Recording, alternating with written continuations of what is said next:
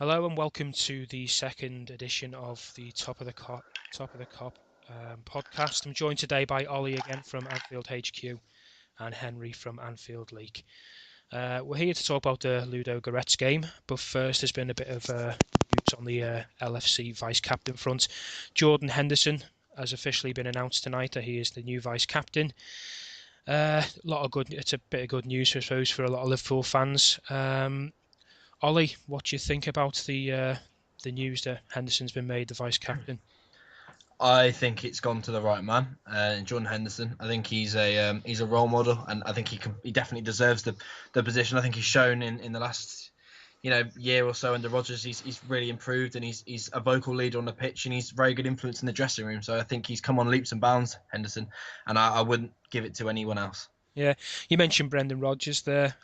He's obviously, a lot, got to have a lot of praise come his way for what he's done with Jordan Henderson. He came in with Henderson, suppose, he took a lot of stick when he first joined, didn't he? And Brendan Rodgers' man management has brought the best out of Henderson, wouldn't you say? Definitely. I mean, the price tag that was on his shoulders when he came in, he just, as you say, he took so much stick, and he's just got his head down and worked, and it's paid off, and he's a vital part of our team now. Yeah. Henry, you heard the news yourself about Jordan Henderson. What are your thoughts on the situation? I don't think anyone's going to be upset, are they? It's brilliant. I think he's thoroughly deserved it. Wasn't he going to be sold to? Was it Fulham? He was going to be Yeah, loaned with Clint Dempsey, wasn't it? They were going to take him off, and I think at that point a lot of people were willing to let that happen.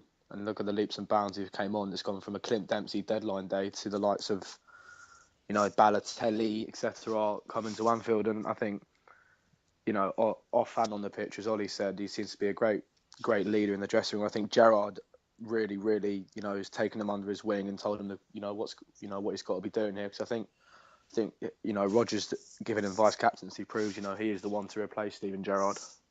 yeah, he's a role model as well because he's still only young himself. I think he's a bit of a role model for the players who maybe are at teams maybe getting a little bit of sticky. Just go to show what a bit of hard work can do. And as you say, many Liverpool fans will agree with the situation. A lot of them will be very happy that he's been made vice captain.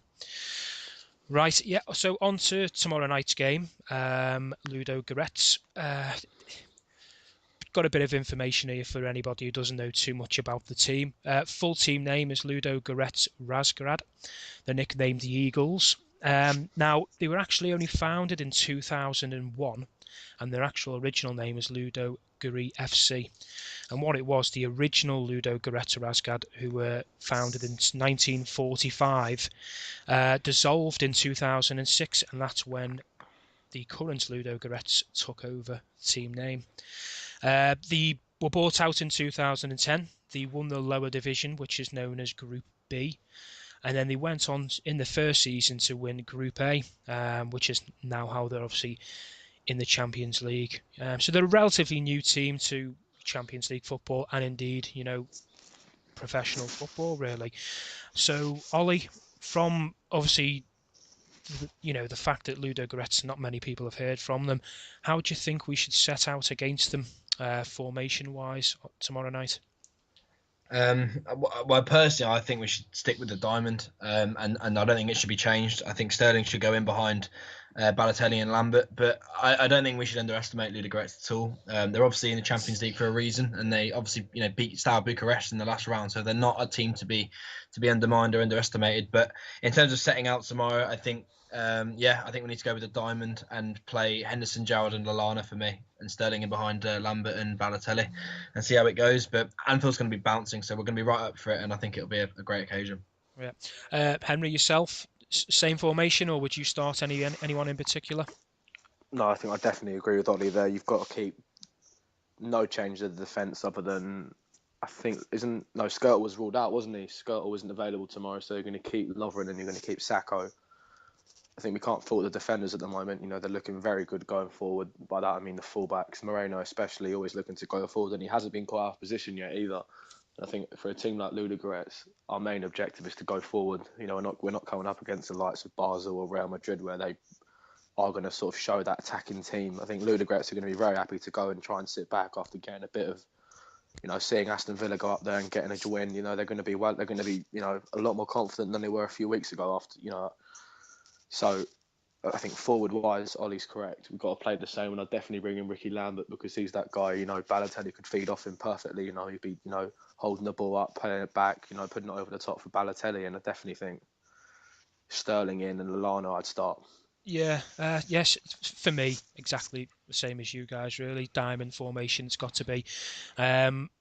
We don't want to underestimate the opposition, but in the same breath, we really need to lay the marker down, don't we? We need to go in playing attacking football. I think against Aston Villa, we only played Balotelli. We changed the formation. I think it was a bad decision, as we covered on Saturday. But yeah, I think we need to play some attacking football. I think we looked at Aston Villa. I think everyone was so excited about the new signings playing. Balotelli's first game at Anfield. Moreno the same, Mankillo the same.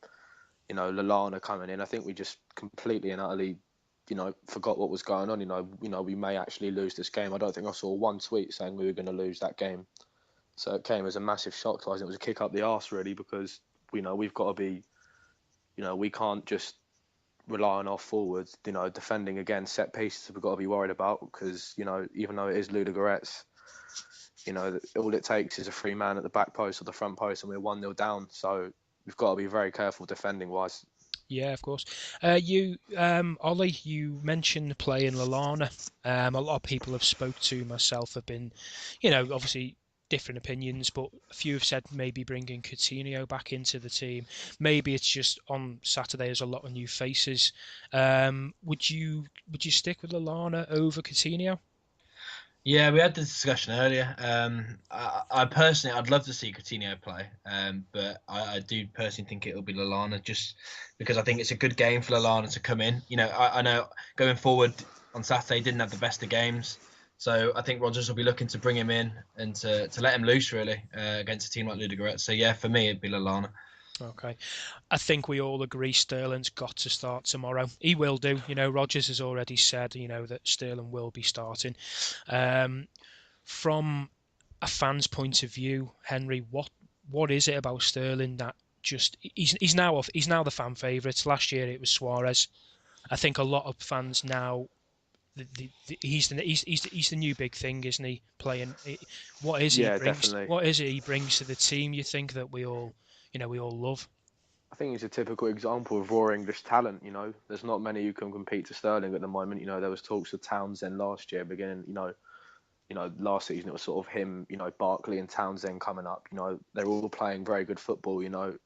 Obviously Townsend sort of dropped halfway through the season, but then other than Barkley, obviously I'd have thought Sterling had the better season. He seemed to just gone up. He's gone up a notch. Obviously it's not fair with Barkley getting injured, but you look at Sterling now. You saw the reception he got when he came on at Aston Villa. Everyone was up on their feet. He provides the spark now. And what I've also learned is dribbling. It's gone up. He's worked out pre-season. He's had a World Cup experience at the age of 19. Not many can say that. And you look at the way he plays the ball. No one's tackling him. He can get himself out of any three defenders around him, and the ball's gone. He's through. I think the game against Spurs was an example of how Tottenham aren't Mark are they? They've got a very good side, expensive side, and Sterling made them all look like 2 or 3 million signings. So if we the longer we keep that boy, the better he's going to get. It's a raw talent he's got, isn't it? Ollie, you could say that, but there was another point with Sterling where he hasn't really done that much. Do we sell him? Do we give him away a young and sort of say, oh well, he was never going to make it? I think Rodgers, you've got to give credit to, must have sat down and said, I see the talent in you, just like I did with Henderson. And look how far boundaries they've came now. Yeah, well, to be fair, Brendan Rodgers was, very critical on Sterling when he first started breaking through the team. I remember watching it on the Being Liverpool TV programme. You could see he was being quite critical of there and being harsh on him, and Sterling may have walked away feeling like he was getting picked on, but it's because Brendan Rodgers believed in him so much. But yeah, he's got a raw talent. He's not afraid to obviously take people on. He's got that young attitude that maybe a lot of football players nowadays they're not exactly born with. For yourself, Ollie, do you want to touch on the Sterling situation? Well, yeah, I mean, he's a 19-year-old with the world at his feet, isn't he? He's an absolutely outstanding talent. And I think the thing is with Sterling is that people that don't see him week in, week out, just think his main strength is his pace. But when obviously we see him every week, and it's not just that, he's a very intelligent footballer as well. We've seen that in his, the weight of his passing, his pass choice. We saw it against Swansea last season at home, Norwich away. We even saw it at the England game the other day, that the weight of the pass for Danny Welbeck. So he's not just pace with Sterling. He's very intelligent. He's quick. His agility and his balance is incredible. And yeah, as I said, he's got the world at his feet. And the longer we keep him, as Henry says, the better it is for us. Yeah. Okay. Looking at Saturday's result, tomorrow night's game, and then West Ham away next Saturday. Obviously, we want to win tomorrow, and we want to win against West Ham on Saturday. Obviously, if you had to choose, which of the games would you prefer not to lose? I'll come to you first, Henry. Obviously, we want to win both, but which one would you prefer not to lose? What's more important to us if we had to choose? I think, the Champions League, especially in the group, it gets, you could be decided within 2 games you're not going to qualify. I think going to West Ham away isn't easy, but it's not going to be easy for a lot of clubs. We have got a great record there. I think we won the last 2, 2 times we've been up there. So I think the Ludogorets game it's the one we have to, focus on winning, sending a message to the group, because you're going to get the likes of Madrid playing.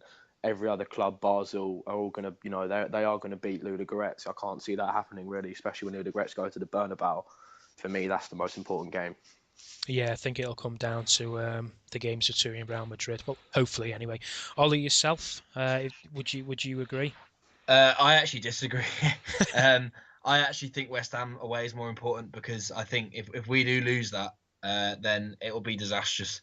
Because Villa at home, West Ham away are games we should be winning. And I know it's a completely different competition, and tomorrow will be special. And if we win, great. But if we lose against West Ham, we need to stay in this top 4. Now we've got there, we can't just rest on our laurels. We have to remain in this top 4. And losing again next week, that could put us 3 or 4 points away from the Champions League places. And then, our October isn't the hardest, but losing at home to Villa and away at West Ham, not, that could spell all kinds of trouble.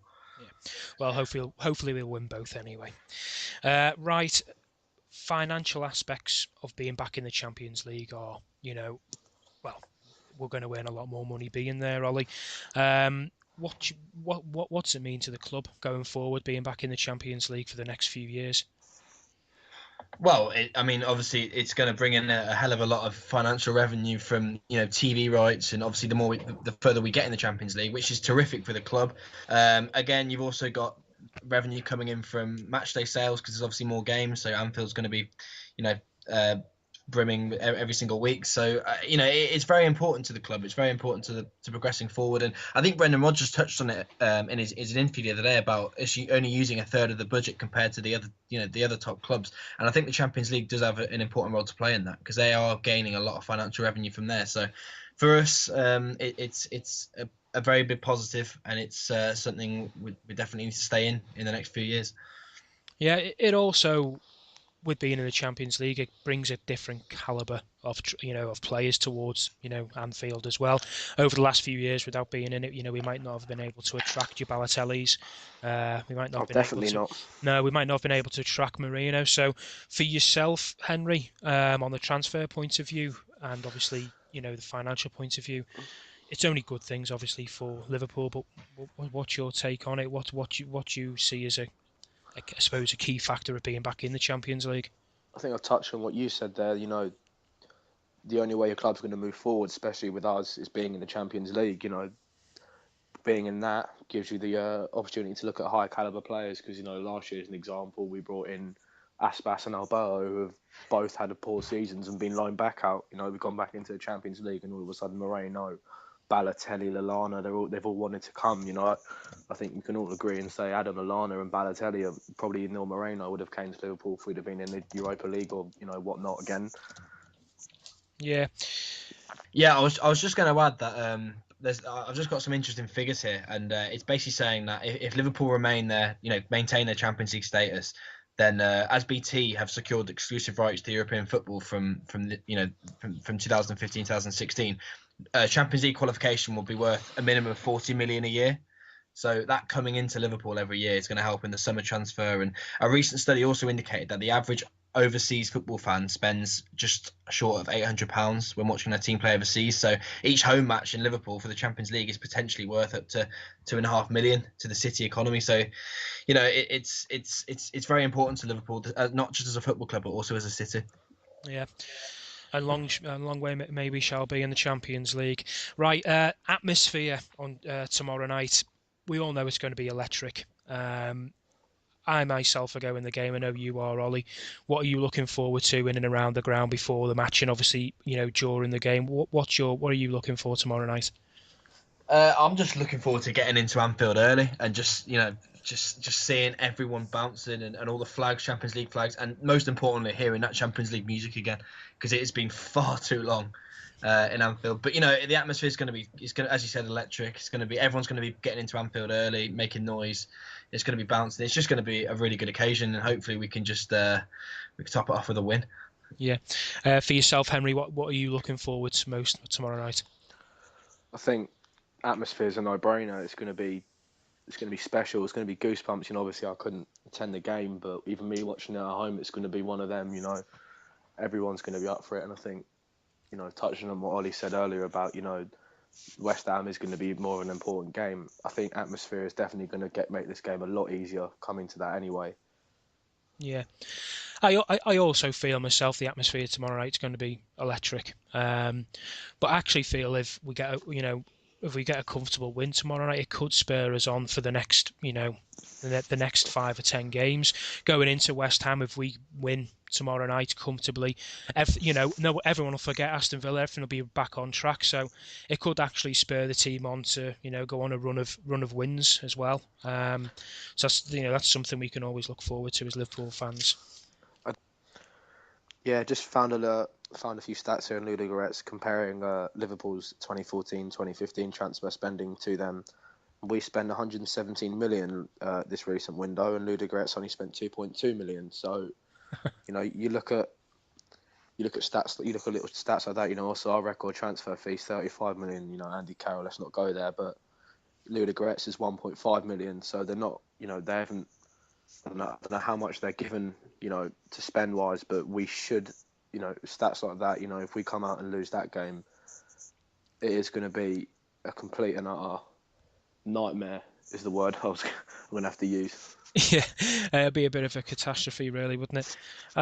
Right. Well, obviously everyone's looking forward to tomorrow night. We should, touch wood, we should be winning the game tomorrow.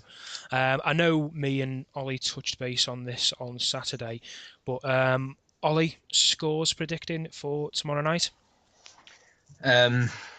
I think it will be comfortable 3-0 for Liverpool. I think they'll pose a threat, Ludogorets, but I think it'll be comfortable 3-0. Right. For yourself, Henry, what scoreline are you going for? I'm going to say 2-1. Right, you think they'll score? I just think I can just see something happening from a corner with us, with our set pieces. All it takes is someone at the front or the back post to put a ball in. I don't want it to happen, but clean sheets. We haven't had a clean sheet at Anfield yet. Yeah, I'll stick with my trusted 3-0. I seem to go for that score for every game, but I feel we'll be able to cope with their quality on set pieces. Fingers, being a Liverpool fan, I feel that we will be able to cope with them, and I'm hoping that we'll be able to get a few goals to get the confidence back up. Right, okay, we've had a few questions on Twitter to ask on tonight's podcast as well. The first coming from LFC_Copite45. Thoughts on Lambert? Well, we'll talk about whether Lambert should come on as a sub, and also thoughts on what he can do for us. Ollie, what are your thoughts on Lambert about tomorrow night's game, firstly? Would you think he should start, or do you think we should introduce him in the second half? Yeah, I personally think he should start up top with Balotelli, because although I think Marini's the most mobile out of them all, he's the worst quality for me. So yeah, I think Lambert should start and give him some game time and see how he works up there with Balotelli. Right, going forward for the rest of the season, though, on Lambert, do you think he's going to be used more in the cups, or do you think he actually will get given a few starts to prove himself? Well, he's our plan B, isn't he? So I think Rodgers has said already that he's going to start in the game next week against Middlesbrough. So that he'll get a starting role there. I think he's got an important role to play, as you've seen in the first 2 games of the season where he came on and made an impact, and he did change the game. So I think he has got an important role to play, probably more at the moment than what it would have been because of Sturridge's injury. But yeah, I think he's going to prove to be a very shrewd signing.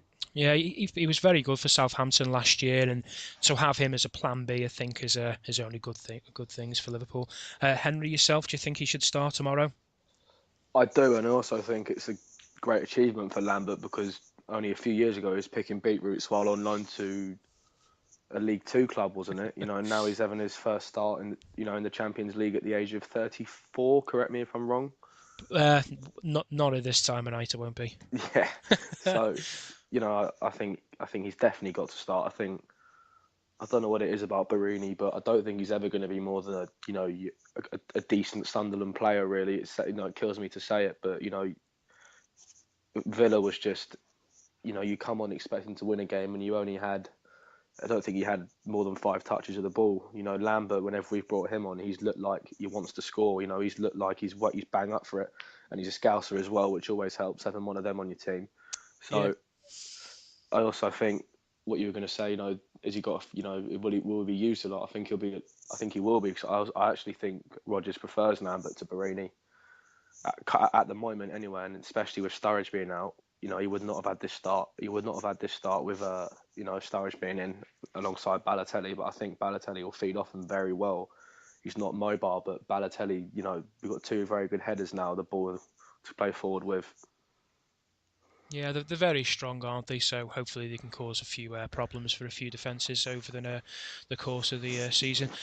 Leading into our next question from Mr. Duckstep, aka Jack Hinkie. He has actually asked, should Barini start?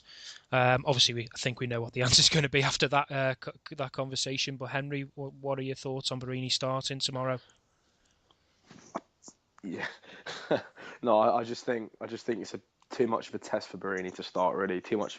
I wouldn't say risk, but came on against Villa. Didn't do much. He's not going to be in Rodgers' best books, is he, at the moment? So I think. Start Lambert. He won't last 90 minutes, and then maybe consider bringing him on, or even if we're that confident, take him off and bring on a midfielder to keep the clean sheet, because that's going to be vital. The clean sheet tomorrow. We can't goal difference. It always comes down to Horners, whether it's now or at the end of the group. Yeah. Yourself, Ollie. I'm gathering it's going to be a similar answer, but what would you do with Barini tomorrow to give him a bit of confidence? Maybe he obviously needs it. What would your man management be with him tomorrow? I'd start Lambert tomorrow, but in terms of Barini, I do think he's obviously with Sturridge's injury, he has got an important part to play, and we saw that because he got brought on as a plan B with Lambert against Villa. So I think he's got a bit more of an important role to play than he probably should have. And I think Rodgers just has to manage it in the best way possible, and just Lambert won't last 90 minutes tomorrow. I don't think he will. So maybe if we are struggling, or even if we're comfortable, bring on Barini and just see what he can do, because it's not the worst game out of the Champions League to give him. So yeah, I wouldn't start him, but if it's comfortable, if we need a plan B, bring him on. Yeah, he runs into the channels, doesn't he? He might not have proved it yet, but when watching him for Sunderland last year, he does like to run in the channels. So yeah, maybe if it's a comfortable after 60 minutes, bring him on and give him a chance and give him a bit of a boost in his confidence. Right, I think that's all for tonight, lads. I think we've covered everything. Hoping, fingers crossed, we get a win tomorrow night. But yeah, I've got a good feeling about tomorrow night anyway. Let's just say that. But on the season as a whole, Champions League, FA Cup, League Cup, and the actual league itself. Ollie, what would you say would be a decent a decent term for investment for Liverpool? Where do you think they need to get to in the cups and the league position wise? I think it's vital we stay in the Champions League. I think that's crucial. I think that's probably our main aim this season. Getting out of the group would be nice, considering what it is on paper.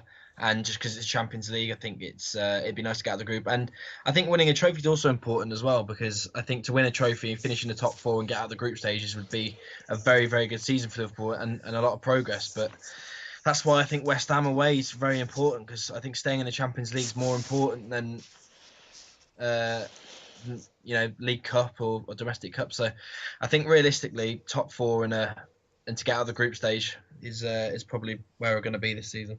Yeah, as a whole, top 4 I think would be most important. For the simple fact, the calibre of players we can, attract every year, and the financial benefits. Yourself, Henry, what would you want to see Liverpool, suppose, succeed in? Which one would you, if you could choose? Would you maybe win the Champions League, finish out the top 4? Would you win the league? Would you win the league and get knocked out in the groups against Real Madrid? What would you personally like? I don't think my heart's got another Premier League run on it. I think that took it out last season. I'm quite happy just to secure Champions League this year, and I think a cup run I think the FA Cup or the Carling Cup. I think I'm not. Obviously, I'd love us to go on a run, but for me, I think Champions League. I think getting Liverpool back across Europe, being feared by other clubs is the main objective now, and hopefully we can secure Champions League and then be in it for the next few more years. So then I think Real Madrid at the moment won't be fearing us, but if we go and prove a point there, go on a good Champions League run, I'll be very happy with quarterfinals. Yeah, to be honest, I'd be very happy if we maybe done what Arsenal did a few years ago with the League Cup and the FA Cup. Play not so much your second string, but maybe play players that aren't going to play week in week out, and you need for the Champions League. So yeah, on the front, I'd like us to get out of the groups in the Champions League. I'd like us to finish in the top 4, maybe challenge for the league again, and let the youngsters and obviously the second string players, have a good run in the cups as well. Get everybody confident. Right. Can I just yeah, add? I'd love us to play Barcelona in a 2-leg game. Wouldn't we all? More than any other. We can happily. Don't care what happens as long as we get Barcelona. So Suarez can go back to Anfield and we can really give it a go. Yeah, I think that would be special. Yeah, it would be special. Right, that's a good note on it to end, boys. Just for anyone listening, this will be uploaded to YouTube. Any comments, subscribe, likes you want to run past us, just to give us your feedback and let us know your thoughts. Thank you to Henry and thank you to Ollie for joining us today. It's been a pleasure, lads, and hopefully we'll get you back on soon. It's been great. Thanks, guys.